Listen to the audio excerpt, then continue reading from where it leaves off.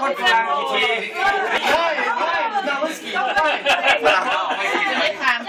เราก็ไว้กินแล้วไอ้จะลดคนนี้เขาที่ว่าพรงามยามมีขอให้ขอบคุณพรประจำอยู่ด้านพอผมใส่ให้ลูกให้ตาให้ลูกให้หลานเด้อตัวลูกลาวลูกคนหนาเนาะตัวอยู่เมืองลาวอยู่อเมริกาออสเตรเลียแคนาดาฝรั่ง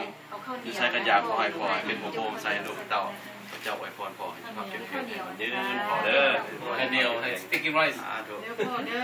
าทุกปีเด้อบัดนี้เด้อปีหนึ่ง3 เดือนปีหนึ่ง3 เดือน4 เดือนก็ได้พอมายามลูกยามหายคนดีนะดีเข้าดีกว่าเข้าพอเอ้ยพยายามบึ้งคุณพ่อสุกเด้อเราได้เฮียต่อเด้อ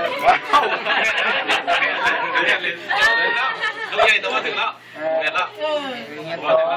อันนี้พ่อเราในพ่อเราเอาแบบเป็นแป้นหน่อยเนาะเอาเป็นแป้น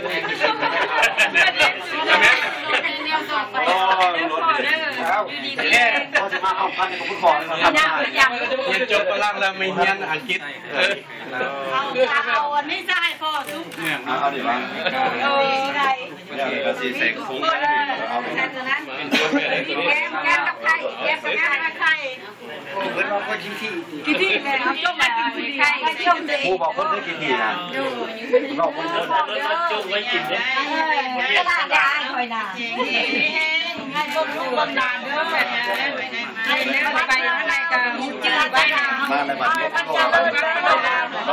ว้มาสุดได้พอไปตามมาเสือเบิ้งนะคุณจะได้มายามกันเจ้ากันเข้าเด้อคุณพ่อให้ได้ตามพวกเอาพวกคนได้เฮียต่อคนในบ้านเขาได้ใช้ติดต่ออยู่ฝรั่งเศสอเมริกาใช้ต่อเก่งให้ต่อเป็นขั้นรับมาจากละพอขึ้นใจให้ได้สมปรารถนาเด้ออยากได้อย่างไรอยู่ดีมีแหงอยากได้สันโตปลาอยู่ประเทศลาวพอชุมเด้อผมจะมาอยู่เมืองอเมริกาให้กลับเมืองบ้านเขาเลย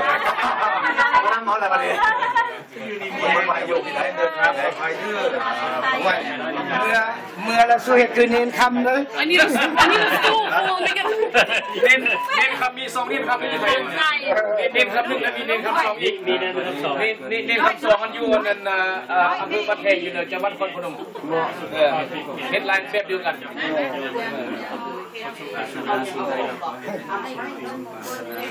ู่บางแพงบ้านอำเภอบ้านแพงจังหวัดนครพนมเขตเลย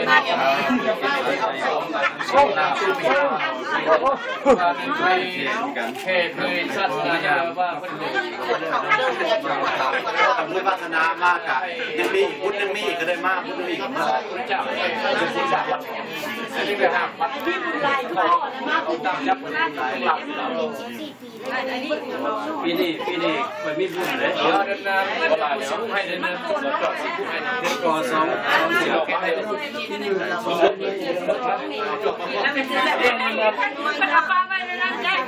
ไปที่ไปมาจากประตูก็ไม่ดูเลยสิไม่ไปน้องไปคนที่นี่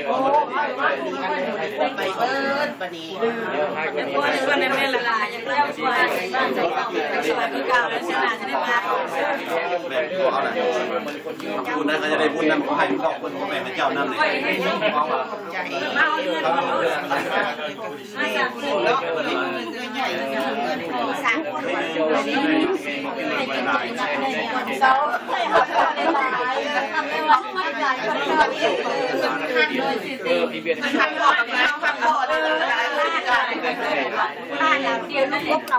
คิดดื้อว่าจะไม่ไปหมอคนข้ามเนี่ยยังไงเราเล่ากันนี่เนี่ยพอนั่นอยู่บ้านไหนยังไงคนแพ้งานก็